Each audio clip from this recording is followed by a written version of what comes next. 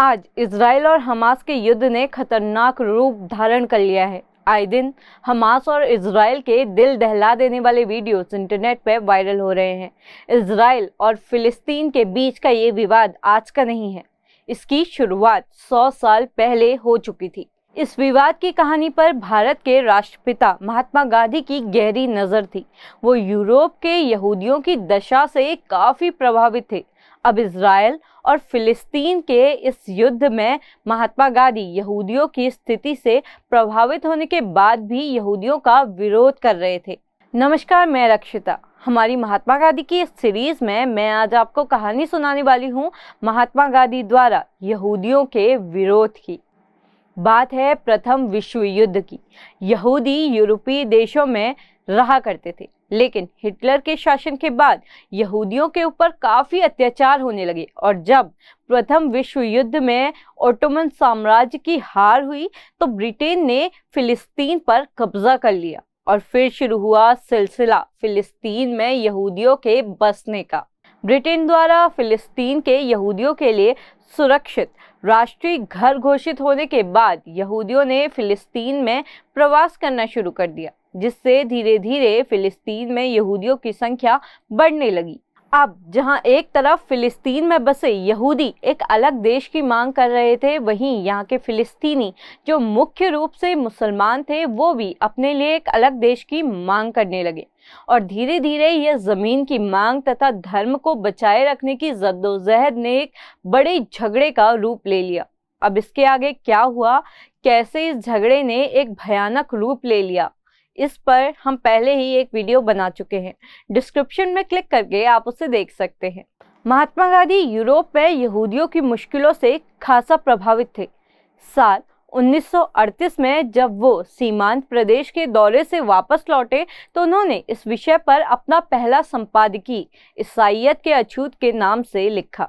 मेरी सारी सहानुभूति यहूदियों के साथ है। मैं दक्षिण अफ्रीका के दिनों से उनको करीब से जानता हूँ। उनमें से कुछ के साथ मेरी ताउम्र की दोस्ती है और उनके ही माध्यम से मैंने उनके साथ हुई जातियों के बारे में जाना है। ये लोग ईसाइयत के अछूत बना दिए गए हैं। अगर तुलना ही करनी हो तो मैं कहूँगा कि यहूदियों के साथ ईसाइयों ने जैसा व्यवहार किया है वैसा हिंदुओं ने अछूतों के साथ किया है। निजी मित्रता के अलावा भी यहूदियों से मेरी सहानुभूति के व्यापक आधार हैं, लेकिन उनके साथ की गहरी मित्रता मुझे न्याय देखने से रोक नहीं सकती है। इसलिए यहूदियों की अपना राष्ट्रीय घर की मांग मुझे जचती नहीं है। इसके लिए बाइबल का आधार ढूंढा जा रहा है और फिर उसके आधार पर फिलिस्तीनी इलाके में लौटने की बात उठाई जा रही है। लेकिन जैसे संसार में सभी लोग करते हैं, वैसे ही यहूदी भी क्यों नहीं कर सकते कि वो जहाँ जन्मे हैं और जहाँ से अपनी रोजी रोटी कमाते हैं उसे ही अपना घर माने।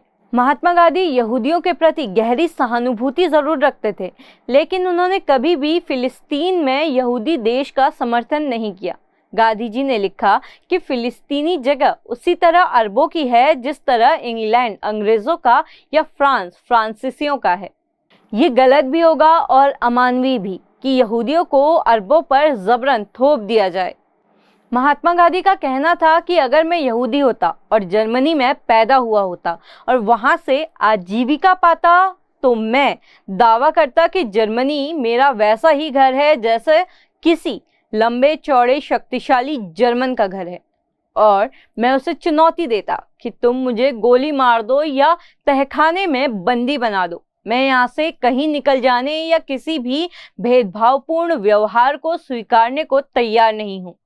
और मैं इसका इंतजार नहीं करता कि दूसरे यहूदी भी आए और इस सिविल नाफरमानी में मेरा साथ दे, बल्कि इस विश्वास के साथ मैं अकेले ही आगे बढ़ जाता कि अंततः तो सभी मेरे ही रास्ते पर आएंगे। मोटे शब्दों में कहा जाए तो गांधी जी कभी नहीं चाहते थे कि यहूदी फिलिस्तीन में एक अलग देश की मांग करे, जैसे कि उनके शब्दों से साफ जाहिर होता है कि फिलिस्तीनी इलाके में रहने वाले यहूदी गलत रास्ते जा रहे हैं। यहूदी अरबियों की सदाशयता से ही यहाँ बस सकते हैं। यहूदियों को अरबियों का दिल जीतने की कोशिश करनी चाहिए। गांधी जी का कहना था कि मैं अरबों द्वारा की गई ज्यादतियों का बचाव नहीं कर रहा हूँ, लेकिन मैं जरूर मानता कि वो सही ही अपने देश पर की जा रही अनुचित दखलंदाजी का विरोध कर रहे हैं। मैं ये भी चाहता हूँ कि वो अहिंसक तरीके से इसका मुकाबला करते। हालांकि इस सब से परे मौजूदा वक्त में भारत ने इजराइल का साथ दिया है। माना जा रहा है कि फिलिस्तीनी आतंकी संगठन हमास ने जिस तरह से इजरायलियों के साथ बर्बरता की, उसे देखते हुए भारत ने इजराइल को समर्थन दिया है। आप देख रहे हैं खबर उत्तराखंड। अगर आप हमें YouTube पर देख रहे हैं तो सब्सक्राइब करें और बेल आइकन दबाएं, और अगर आप Facebook पर देख रहे हैं तो हमें फॉलो ज़रूर करें।